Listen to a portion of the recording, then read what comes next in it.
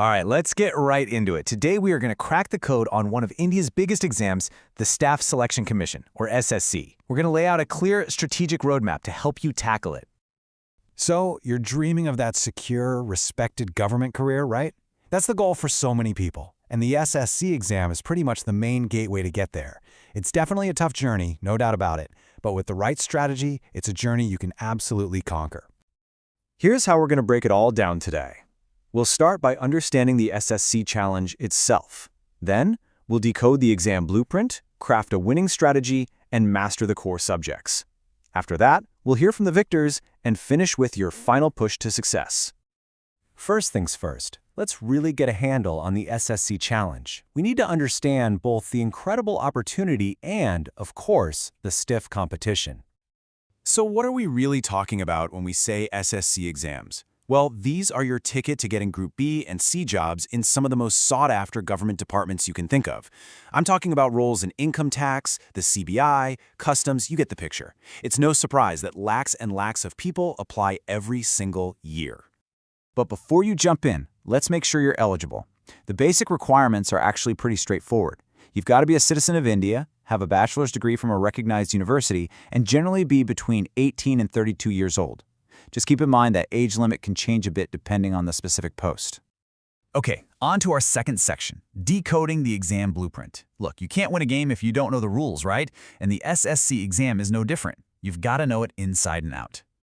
The first big hurdle is Tier 1. Here's the breakdown. You have 4 subjects, each one has 25 questions, adding up to 100 questions in total for 200 marks. And you get just 60 minutes, shared between all sections to do it all. And here's the kicker. Be careful, because there's a half-mark penalty for every wrong answer. Accuracy is absolutely key. And just look at this chart.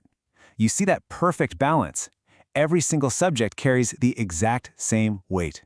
What that tells you is that you just can't afford to ignore any one area. A balanced preparation strategy isn't just a good idea, it's completely non-negotiable. Okay, so we know what the exam looks like. Now for the big question, how do you beat it?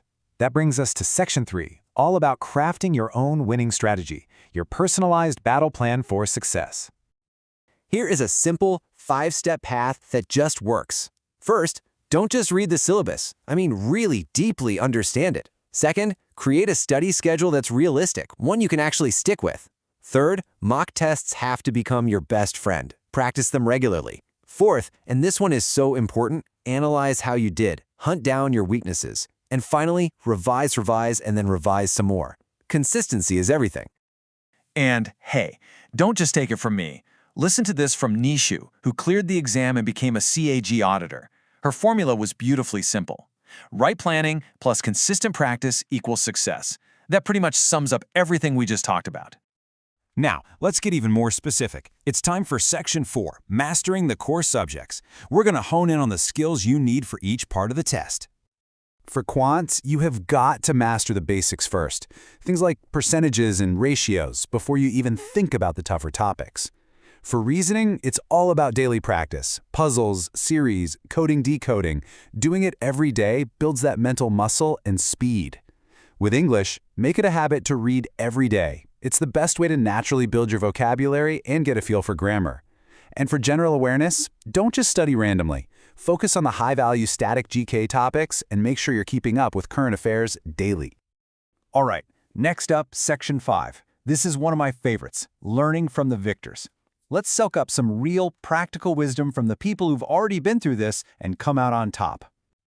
Check out this gem from Akshay, a successful CAG auditor. He says that the quality of your study is always more important than the quantity. It's not about how many hours you clock in.